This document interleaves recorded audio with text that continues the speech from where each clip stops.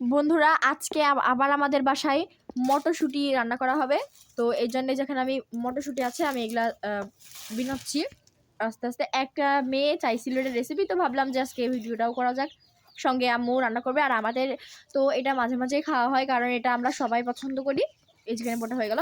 এই যে এবার আমরা চাল নিয়েছি, এটা হচ্ছে মুড়ির চাল। আপনারা সাধারণ বাসায় যে ধরনের চাল থাকে ওটাও দিতে পারেন। এই যে এর মধ্যে লবণ দিলাম, এবার আর একটু লবণ দিয়ে দিলাম। আর আপনারা মিনিকেট চালও ব্যবহার করতে পারবেন, কোনো সমস্যা নেই। এইবার আমরা দেবো হচ্ছে পানি।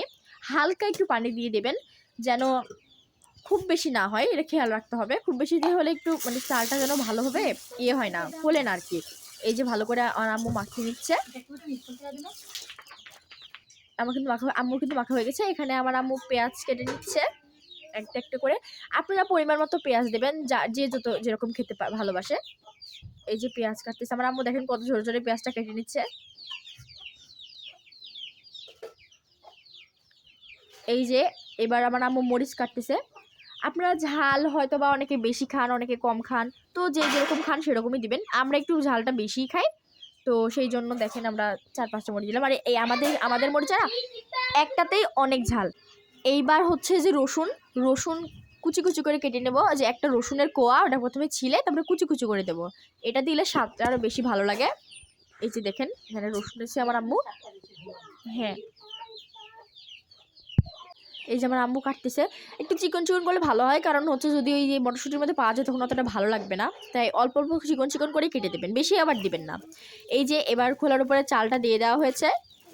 আর যতক্ষণ থাকবে প্রায় লাগতে থাকবে, নাহলে এক জায়গায় লেগে যাবে। আর যারা হচ্ছে যে ওই গ্যাসের চুলায় রান্না করেন তারা হচ্ছে প্যানের উপর দিয়ে করতে থাকবেন, আর হিটটা একটু স্লোয়ে রাখবেন, এটাই ভালো। পুড়েও যেতে পারে যদি সাবধানে অবলম্বন না করেন। আর আমরা কিন্তু মাটির চুলাতেই বেশি ভালো করে, আর আমরাও মাটির চুলাতেই রান্না করি। সেই গ্রাম বাংলার ঐতিহ্য, আর অনেক ভালো লাগে মাটির চুলাতে সব কিছুই। আবার পাটাতে পিষলে অনেক কিছু ভালো লাগে। এই যে এবার যে কাটা পেঁয়াজ মরিচ রসুন তেলে দিয়ে দেওয়া হলো। এবার এটাকে হচ্ছে একটু ভালো করে হচ্ছে যখন পেঁয়াজটা হচ্ছে এড়িয়ে যাবে, তারপরে হচ্ছে যে ওই হলুদ লবণ ইত্যাদি সব মশলা দেওয়া হবে। এই যে এবার লবণ দিয়ে দেওয়া হলো যেন পেঁয়াজটা আরও ভালোভাবে এড়ে যায়। এবার দেওয়া হলো হচ্ছে হলুদ। এবার দেওয়া হলো হচ্ছে আর একটু বেশি করে হলুদ দিয়ে দিলাম, কারণ রঙটা ভালো আসবে। রং যেন ভালো না আসলে খেতে ইচ্ছা করে না। এবার দিয়ে দেওয়া হলো হচ্ছে জিরা। এবার ভালো করে নেড়ে নেওয়া হচ্ছে। এই যে এটা কিন্তু প্রায় লাল লাল হয়ে এসছে। আপনারা কিন্তু লাল লাল হওয়ার আগে দেবেন না, তাহলে স্বাদটা খারাপ হয়ে যাবে কেন জানি একটা।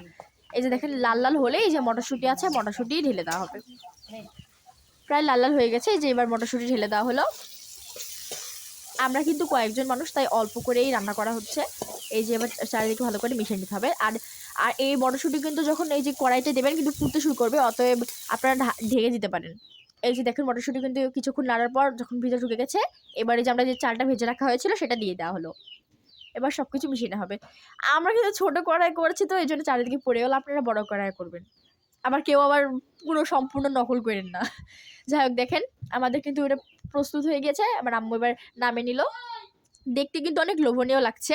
আর অবশ্যই আপনারা কিন্তু বাসাতে ট্রাই করবেন এটা, আর করে আমাকে বলবেন কেমন হয়েছে।